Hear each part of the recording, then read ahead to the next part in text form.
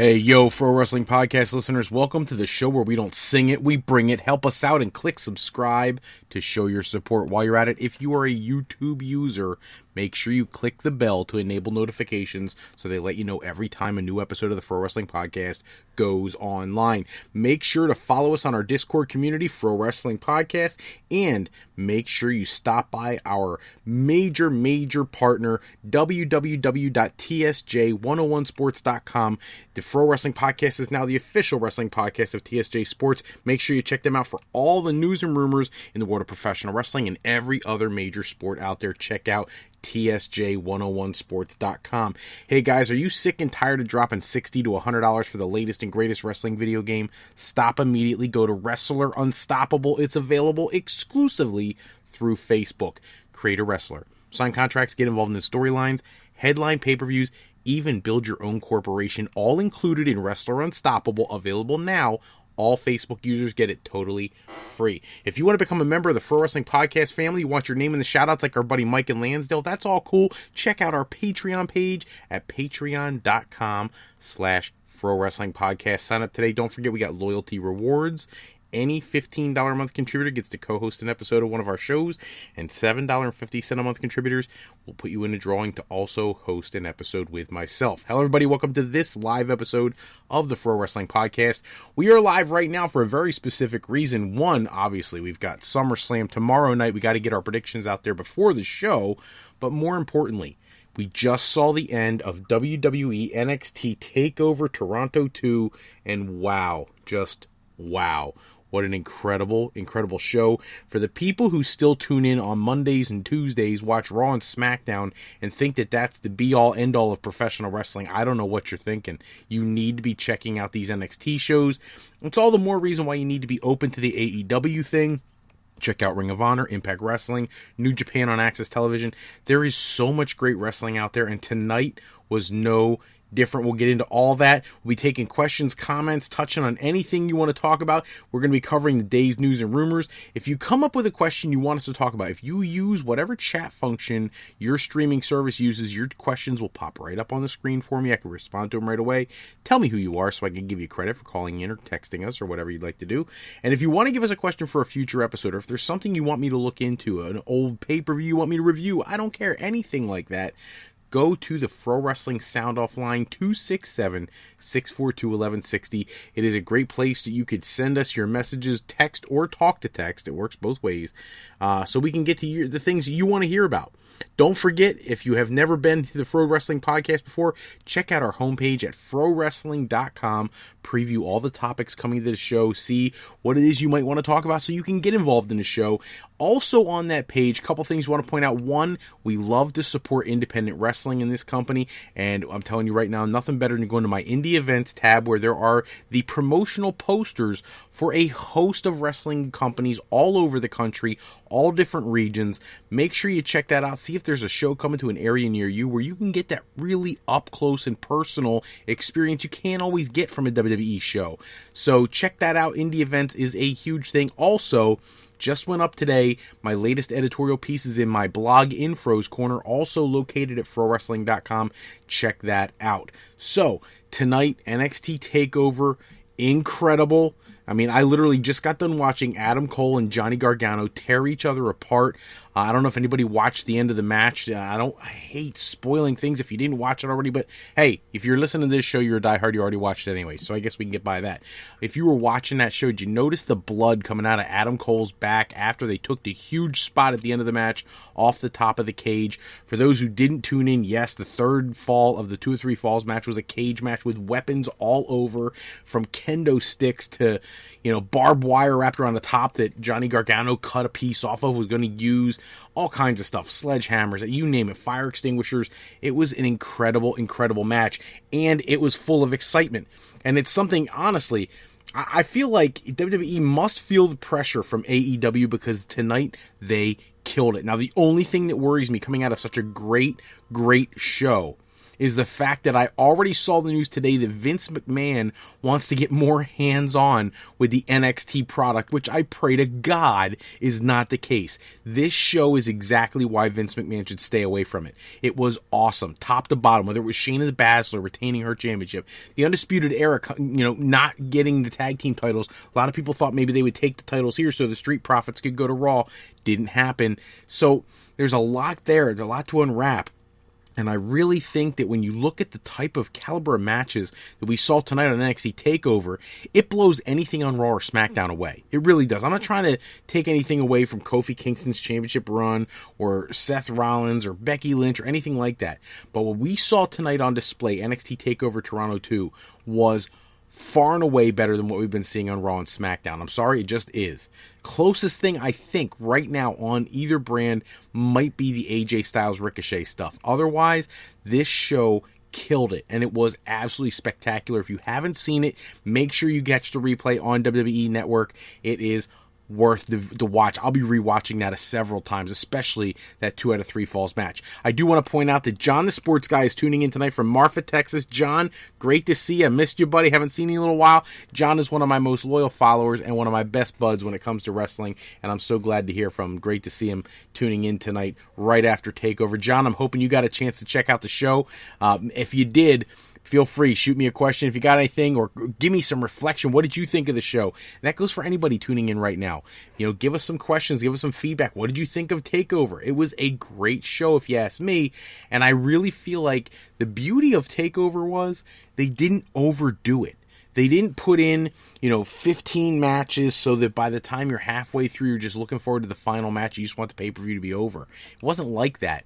This, you didn't see certain guys on the card. You didn't get to see, all the buildup of people like Matt Riddle and people like that. It was isolated. It's a smaller card, but it was great. It was an intimate card, and it was a great show top to bottom. It wasn't a weak match on the entire match lineup. So, moving on just a little bit. At the end of the show, by the way, we'll get to our Summer Slam predictions.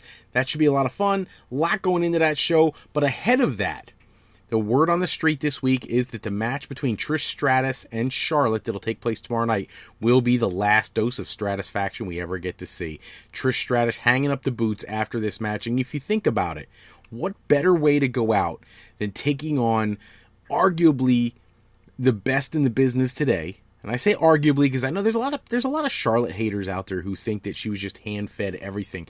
If you're being real with yourself, you know that young lady is more athletic than probably 80% of the roster. And I'm not saying that because I'm a huge mark for Charlotte. I'm not. I'm a Becky fan just like everybody else. I like Sasha Banks. I think Bayley's awesome. There's several women talents. Alexa Bliss, they're all great. I just don't think that we have to do the bash thing on Charlotte all the time. I think she does just fine being one of the best, if not the best of the current era. You put her in the ring with someone like Trish Stratus, who is easily 1A, if Lita might be 1B of the Attitude Era, and I think that's a dream match that a lot of people didn't think would ever happen. Now, I saw some response after the last episode when we talked about this match taking place. Some people were saying I couldn't care less about this match and whatnot. I get it. There's some people who, the women's matches still aren't their cup of tea. And that's okay. It's not for everybody. However, I would say this. If you're one of the kids like me, who I grew up, in the 80s watching people like Moolah and Wendy Richter and Leilani Kai, and I'm not taking anything away from Leilani Kai. I think she's severely underrated. But when you look back at those matches, that was a lot of wrist holds and arm bars and chin locks and all that. And I know that's traditional wrestling, but compared to what we see today, that was kind of boring. Then you get into the 90s and you get into like the Alundra Blaze era and things like that, and yeah, there was some talent there, but certainly not on the level of what we have now. Then you get into the Attitude Era, you start seeing people like Trish Stratus show up, Lita, and they get a little bigger piece of time on television. What's crazy is WWE got lucky.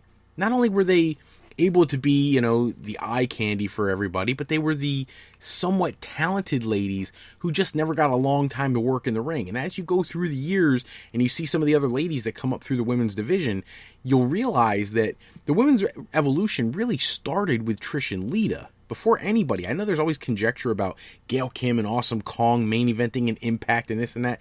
Trish and Lita came along way before Kim and Kong, okay? I'm not taking anything away from Kim and Kong, some of the best matches in the history of female wrestling, but it really was Trish and Lita. And to see Trish getting an opportunity to come back into the fold and have a premier slot on one of the big 4 pay-per-views of the year, I think is a huge testament to her career and a perfect opponent for her to go out on. And I think if you really are a diehard fan at heart and you think about the changes from when I was a kid to the wrist hold boring wrestling to what we get now with Charlotte doing flips off the turnbuckle to the outside and all that kind of stuff, it's so much more athletic, and some of those ladies can perform as good or better than many of the men.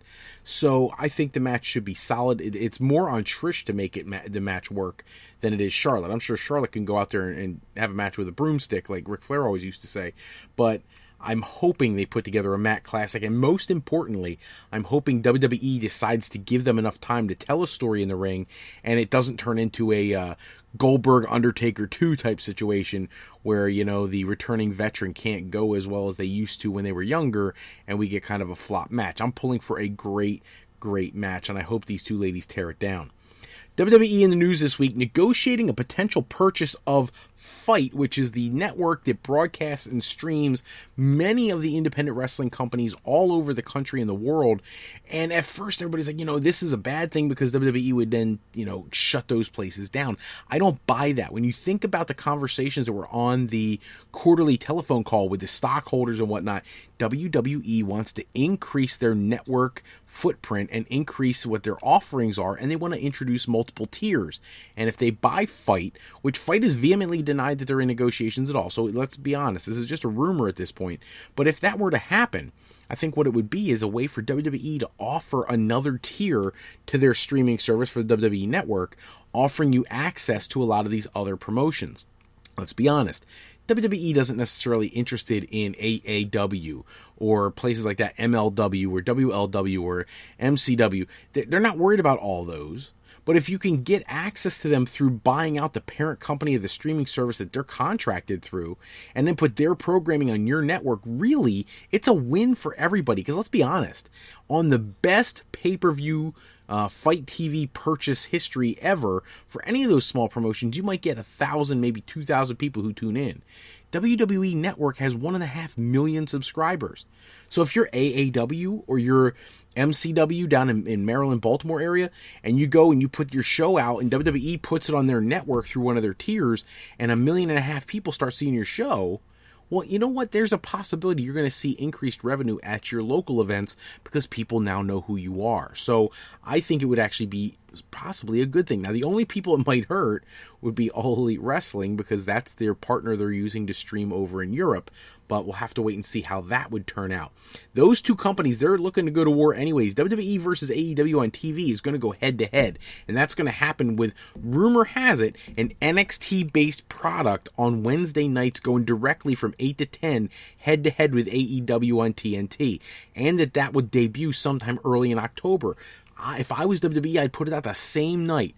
The same night that they debut AEW, I'd put out a takeover event just to make sure you limit how many people switch the channel and watch an alternate product. Now, look, don't get me wrong. I'm pulling for AEW. I'm talking about it from a business sense for WWE. Nothing to do with me personally and my fandom of AEW. I think AEW is going to do just fine. But clearly, WWE sees them as competition, or they wouldn't be going through these lengths to give them a direct competitor, which is something I think they're going to do. Hulk Hogan in the news today. Apparently, he and Jimmy Hart are hanging out at the airport in Chicago, and a cop got the bright idea to pop him in the squad car and drive him all over the tarmac. Like, what are you doing? And I'm not knocking Hulk Hogan and Jimmy Hart, except for their choice in who they hang out with, but the cop apparently is in big trouble.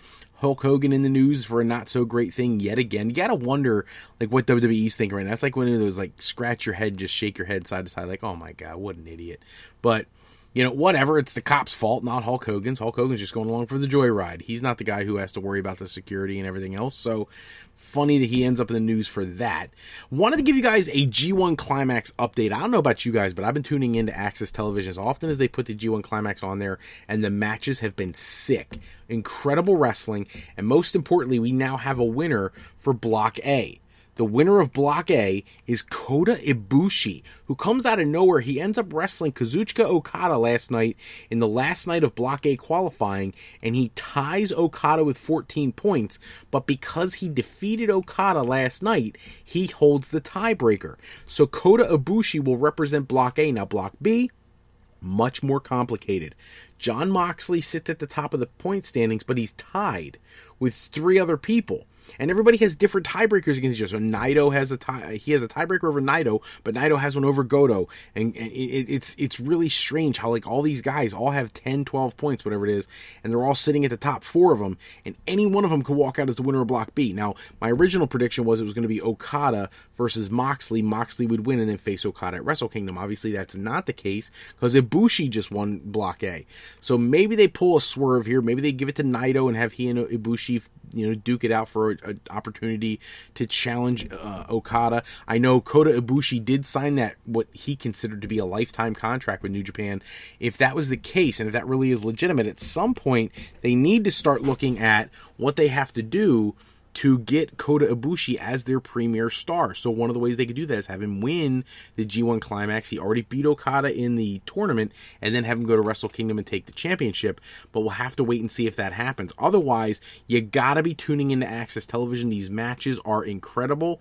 I wish WWE would think of something along the lines of the G1 Climax, because it is a fantastic tournament offering, far and away better than anything you'll find on any other organization as far as how it's put together. And I think if you've never watched the G1 Climax, do a Wikipedia, take a look at it. Round robin tournaments, Block A, Block B, 10 guys per block, 2 winners facing off for a shot at the World Championship at Wrestle Kingdom. Very cool concept. Word came out this week about the pay for Super Showdown and Crown Jewel and things of that nature. Goldberg getting paid more than $1 million. More than $1 million for his appearance at Super Showdown. The speculation is that Shawn Michaels and The Undertaker and Kane and all those guys got paid similar so that they could, perform at those special events as well. $1 million for what? Goldberg was out there for 8 minutes. He made $1 million. I've been working my whole life. I probably haven't made $1 million. It's sick, the kind of money they paid. But and then they get that flop of a match. I mean, which you guys, anybody who tunes into the show knows, I defend the match actually quite often because I think it was better than people give it credit for. But it certainly wasn't what people wanted. So there's a difference between those two. But can't argue with Goldberg for taking the money. That's an insane amount of money for that limited performance. I'm noticing John, the sports guy from Marfa, Texas, he sent us a question. He said, will the Street Profits or the Undisputed Era tag teams be called up in the near future to Raw or SmackDown? I think it's a matter of time. Street Profits, they've been using them on Raw just in the back. I think more than anything is to keep the NXT brand aware on the mainstream television program so that when they debut the NXT brand on one of the Fox affiliates to go head-to-head with AEW, people will be familiar with the Street Profits. The Undisputed Era, they're like the 4 horsemen of this generation, and honestly, I would love to see Finn Balor be paired up with the OCs, the original club, and have those 4 and the Undisputed Era end up meeting up at some point down the line, because I think they could put on an incredible, incredible match. But I think one or the other or both should be called up sooner than later if WWE is really going to put a focus on factions and tag team wrestling. And that's something they haven't done a good job of since not Legacy, what was it? Evolution. I know we had Nexus, but the problem with the Nexus was they kind of fizzled too fast. The core was god-awful, and no group since then has been anything worth a darn. Maybe the Wyatt family a little bit. I don't count the Shield. The Wyatt family had 4 people. I think for a faction, you got to have 4. 3 people's just a 6-man tag team. You get the New Day, you get the Shield, stuff like that. That doesn't impress me. Factions 4 and more, and I think that since Evolution, I don't know that anybody has really had a big enough impact unless you count that really short stint by the Nexus. So hopefully if they bring up the Undisputed Era, they do something worthwhile with them, because let's face it, if it's just another one of these NXT call-ups where they waste them, then why do it in the first place? What a waste it's been for so many other people. I love to see Tyler Breeze and Fandango getting like this renaissance of their careers, going back to NXT, because they probably never should have come up in the first place because nobody had a good plan for them when they brought them up. And now that they're back down there, they're drawing. They're interesting. People want to see them. So I actually wouldn't be surprised if they're the ones who take the championships from the Street Profits. Put it down on piece of paper now. I'm the one who predicted that right now. Billy Corgan in the news this week. The NWA, last week we said they broke away from Ring of Honor. Now they are taping NWA television programming to debut later this year in a weekly format. And for me, bad timing, dude. Like, AEW's coming out, Ring of Honor's getting more exposure, Impact Wrestling's looking for a new network home. You got New Japan on Access Television, Women of Wrestling on Access Television. Lucha Underground may never come back, but if it does, even if it doesn't, they could run reruns of that forever. So there's a lot of wrestling being offered right now. To bring another program out at the same time as AEW and some of the others, it's a little risky. But look, Billy Corgan didn't get into this to sit back on his laurels and just keep feeding off of everybody else's TV time. He's been using Championship Wrestling from Hollywood quite a bit. And then he used Ring of Honor quite a bit, but now that relationship apparently is over, and he's looking for his own weekly television show. A little bit of controversy this week with Kane. He was advertised for the August 23rd and 24th house shows, Raw house shows, and then his representation put out a press release saying that that was not the case, that he's not scheduled for a return. They were also talking about a Raw appearance on September 15th. That also is not apparently happening. We'll have to wait and see. It's one of those things where if it hasn't been announced on TV, I question how legitimate it is. Not that it couldn't happen, but that if it was going to happen, wouldn't his representation have to deny it, at least for now?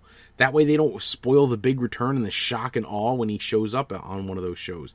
So I don't know what to read into this, so I guess we'll have to wait and hear the field reports from 823 and 824 about what happens at those house shows to see if he actually shows up. They'll be down in Tennessee too, which makes it really interesting to see if he shows up. Paige in the news this week. She needs more surgery. She had a herniated disc issue that they were hoping would get better with time. It has not. This is just yet another surgery for Paige on her neck. This poor young lady, such a promising career, such an incredibly unique character, losing her career so early, getting to go back and then losing it again. I can't even imagine that pain.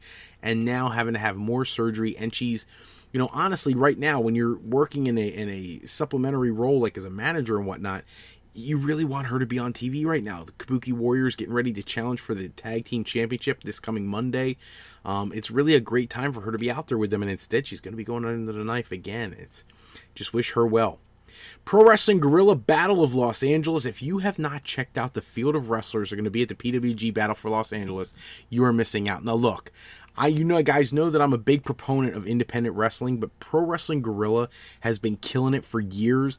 Please, if you've never seen their shows, go to their website. You can get copies of their shows relatively inexpensive, especially if you're one of those old-fashioned tape trader kind of guys, you're swapping DVDs anyways. Grab them. Go on YouTube. Check out Pro Wrestling Guerrilla matches on YouTube. They're a great presentation, and their tournaments are always action-packed. I expect Jeff Cobb walks out as the winner of the tournament, but he is the Pro Wrestling Guerrilla World Champion, and the winner of the tournament typically gets a shot at the World Championship, so I would not be surprised to see somebody like Bandito or something like that come out as the winner, just so you have a championship match set up.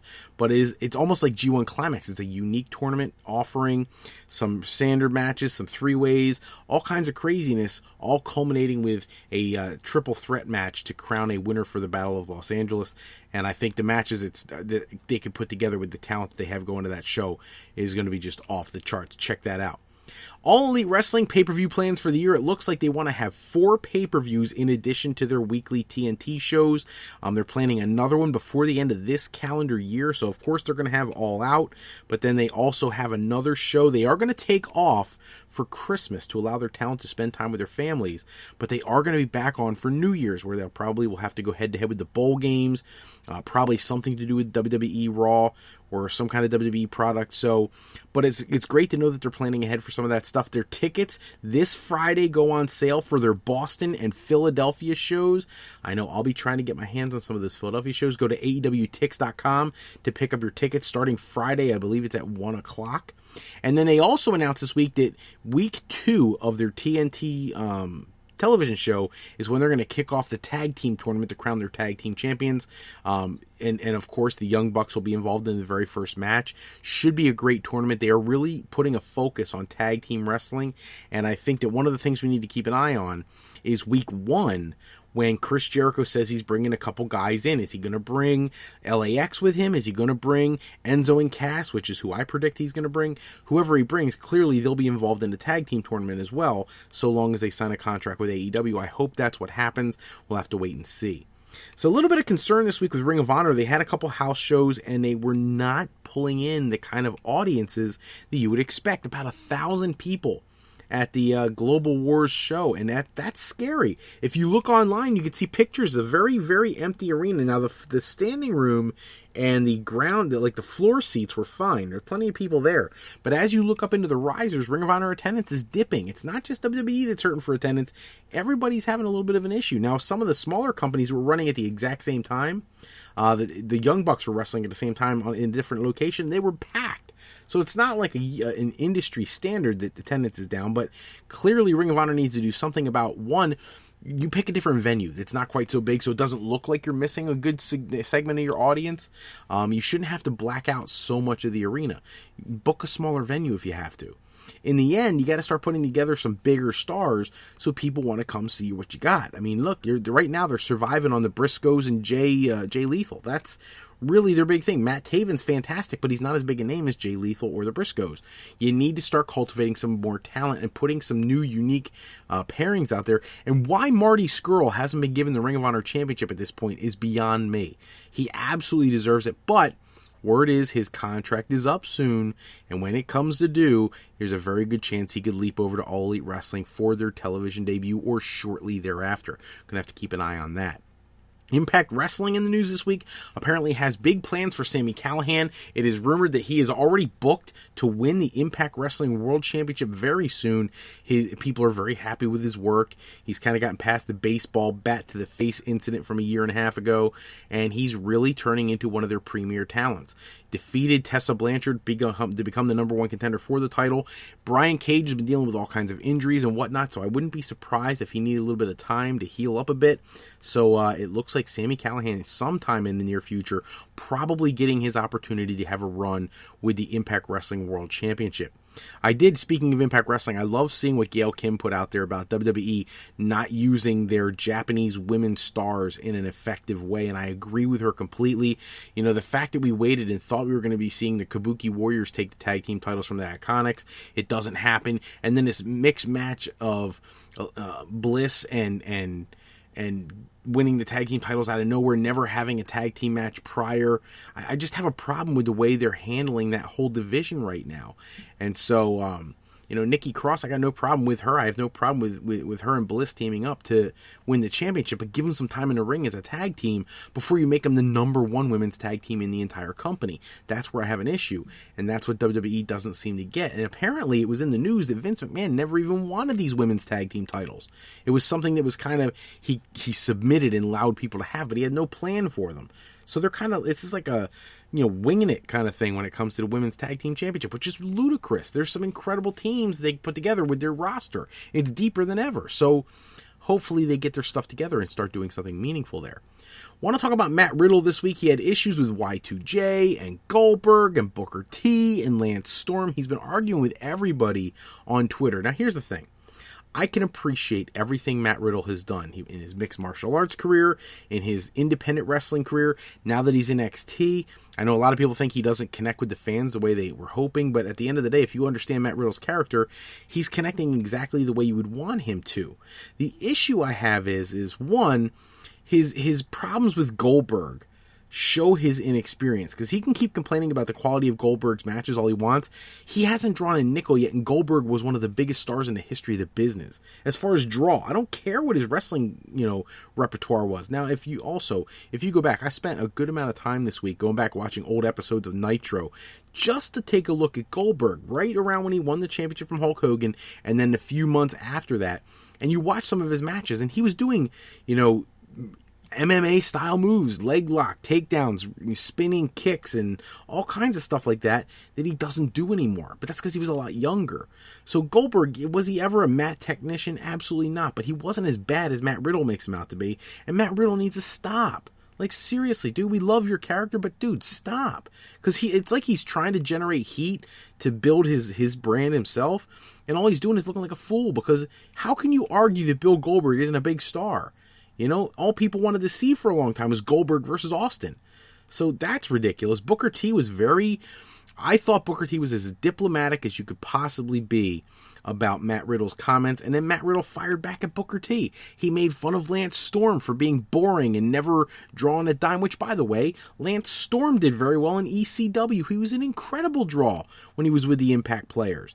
So Matt Riddle, either he doesn't know his wrestling history or he needs to do more work.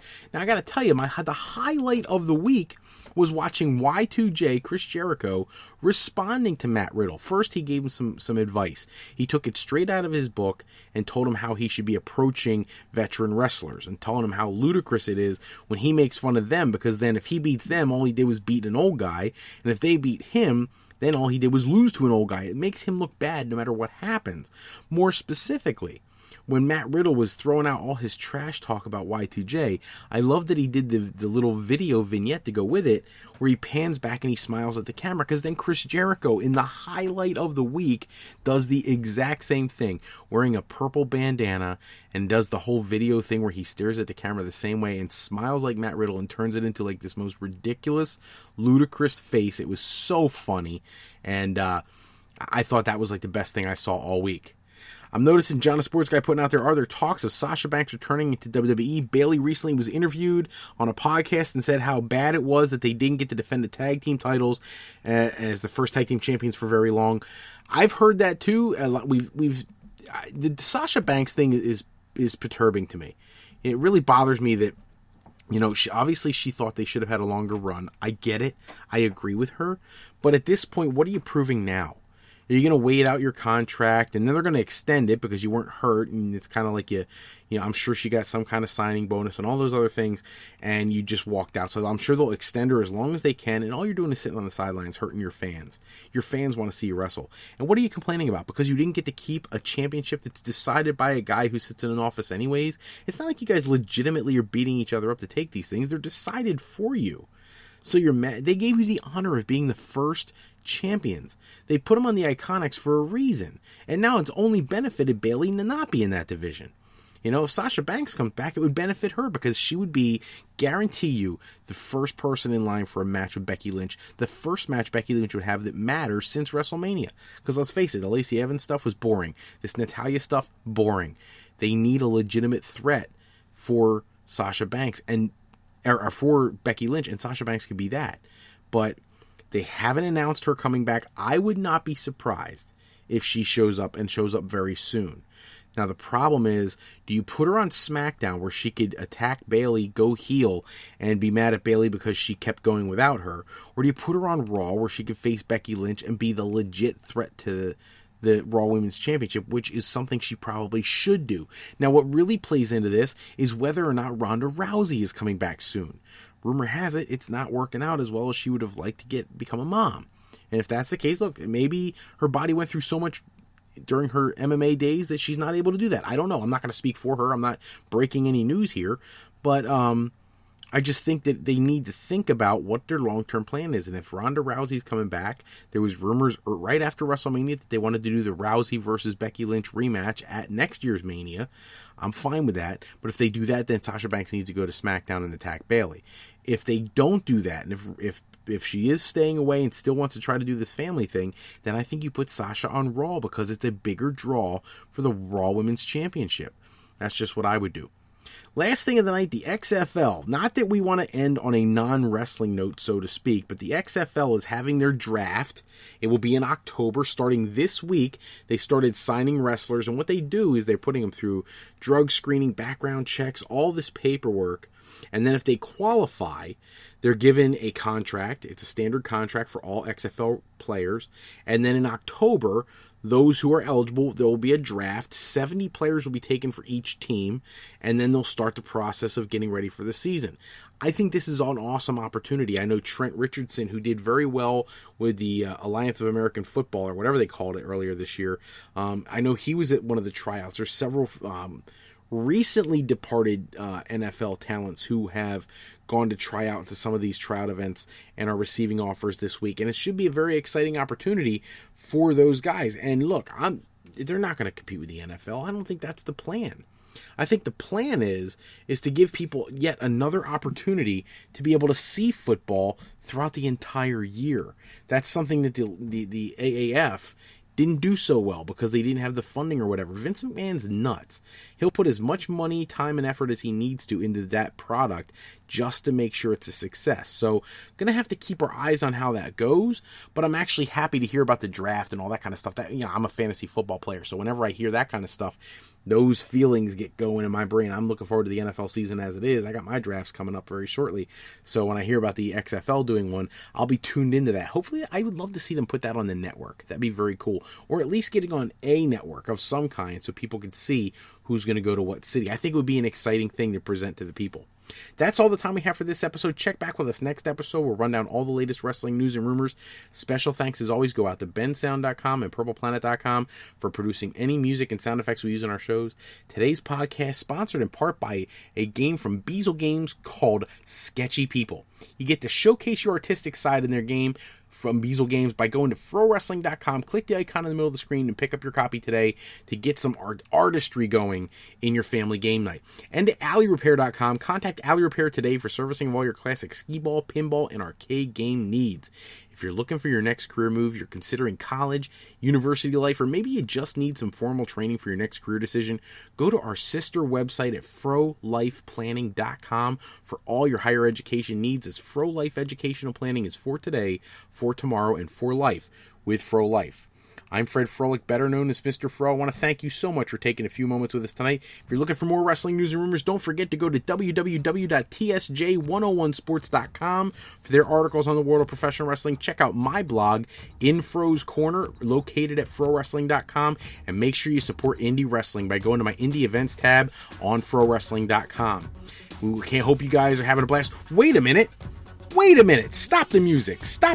What are we doing? We didn't do the Summer Slam predictions. Why did they queued up the music to have me all they go through all those credits, and then we didn't do the Summer Slam predictions yet. How do we do this? This is not the first time somebody's done it.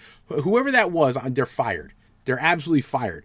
I'm just joking, it's me. I'm the one who does most of this stuff. So if anybody screws it up, it's all me. So let's look at the card, okay? So we've got plenty of matches to talk about. The SummerSlam card is going to be stacked top to bottom. I did notice that we're not going to get to see the Usos on anything because Jimmy Uso can't cross the Canadian border because of his DUI last week.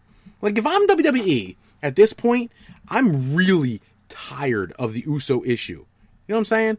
And at this point, that there was a whole match planned out. It was supposed to be like New Day versus OCs, maybe the Usos get involved, but now we have none of that.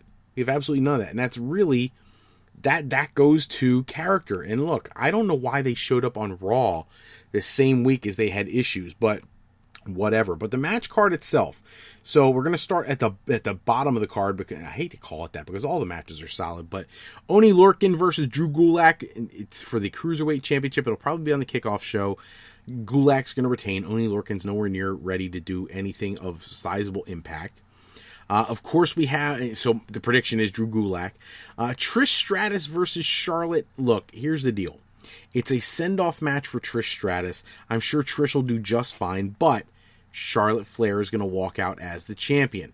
Actually, I shouldn't say as the champion, but she's going to walk out as the victor, defeating Trish Stratus, because, let's face it, Charlotte gets hurt if she loses to Trish, and Charlotte's going to be on the show every week thereafter. You know, Trish Stratus, she's going to ride off into the sunset having had a great match with a premier talent to end her career. Goldberg versus Dolph Ziggler. Look, I'm saying it right now. It's going to be Goldberg. I saw people making the argument for why Dolph Ziggler should win. I disagree. You got to give it to Goldberg. Dolph has lost every match for the last 2 years anyways. Goldberg needs to win the match to avenge that loss to The Undertaker. That's what they're going to do. AJ Styles versus Ricochet. Right now, the club is as hot as it gets and as hot as they're going to get.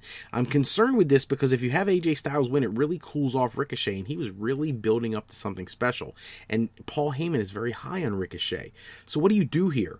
I'm going to make a prediction. I'm going to go out on a limb. I'm going to say Ricochet wins the United States Championship. Finn Balor versus Bray Wyatt as, that freaky demon looking thing. Obviously, Bray Wyatt has to win that match. It's really the in-ring debut of his new character. I see no other way for that match to go. Kevin Owens versus Shane McMahon. If Owens loses, he quits. He's not quitting. Kevin Owens has to win that match. So that's where we're going with that. Kofi Kingston versus Randy Orton. I have a tough time with this because let's be honest. The story is out there. Kofi Kingston was held down by Randy Orton in 2009. That's part of the storyline. So you would think it's like an automatic that Kofi Kingston has to win here. But WWE likes to pull a swerve here and there. Somebody at some point in time has to beat Randy Orton. Now here's the way I see it. If Randy Orton wins it here, you're done. Okay, the Kofi era is over, and you move on and you move up for something new. What I think may happen here is Kofi Kingston wins and retains, but somewhere down the line, I just feel like the man to take the belt off of Kofi Kingston has to be Big E. And if that happens, then you see Kofi retain here. So my prediction is Kofi retains the championship. Bayley versus Ember Moon, SmackDown Women's Championship match. I think Bayley retains and gets attacked by Sasha Banks. That's my prediction. Put it in the bank. That's what's going to happen. Becky Lynch versus Natalya. This is the most ridiculous match to me on the card. Natalya not on television for who knows how long. Suddenly comes out of nowhere and is the number one contender. I don't get it. Becky Lynch wins, retains her championship, and goes on to face somebody who is a lot more established on the brand in a new feud very soon. The last match of the night, Brock Lesnar versus Seth Rollins. Not a fan of the match. I'm just not a fan of the match. I don't see any way to book this where somebody's not going to be frustrated. Seth Rollins winning again kind of makes the last 3 months pointless. Brock Lesnar winning again puts that championship kind of in limbo. And here's the thing, I don't think people have realized, Brock has shown up more in the last 2 months than he did the last 2 years. You know what I'm saying? He's been showing up a lot on Raw. Now, I get it, he hasn't been defending the title, but at least the belt's on the show. And here's what I will say to the people who complain about the belt not being defended on Raw. Do you even remember the reign of Hulk Hogan, the biggest influence in pro wrestling history? You never saw him defend the championship on a weekly program. You saw it on like Saturday Night's Main Event. Other than that, it was the big pay-per-views or house shows. That's it. Hulk Hogan never defended the WWE Championship on, Wrestling Challenge or Primetime Wrestling. Macho Man Randy Savage didn't defend it on Wrestling Challenge or All-American Wrestling. It just wasn't done. That's not how it works. So the fact that Brock Lesnar doesn't defend, I don't care as long as he shows up. And lately he's been showing up. My prediction, Brock Lesnar retains the Universal Championship against Seth Rollins at SummerSlam. So there you have it. That's our predictions for the match card. I hope you stuck around through my crazy credits that I was reading earlier. I don't know why I went to that so soon. I totally forgot to give you the predictions till now. But hopefully you guys will check back with me in a couple days. Hopefully I'll be right about my predictions. I have been off lately. Everything I predict has been going a different way. So we'll have to wait and see. But until next time, everybody, thank you so much for tuning in. Like I said before, check out those indie events on the indie events tab. You gotta get involved in independent wrestling. Those shows are incredible, and you can't go wrong. You really can't go wrong. In my area, Triple WA, Excellence Pro Wrestling, Chikara is a hop, skip, and a jump from my place. Great wrestling. Check out wrestling near you. If you're in my area, the Philadelphia area, we've got wrestling everywhere. Check out a local show. Go to FroWrestling.com, click on the Indie Events tab. Till next time, take care, everybody. Have a great night.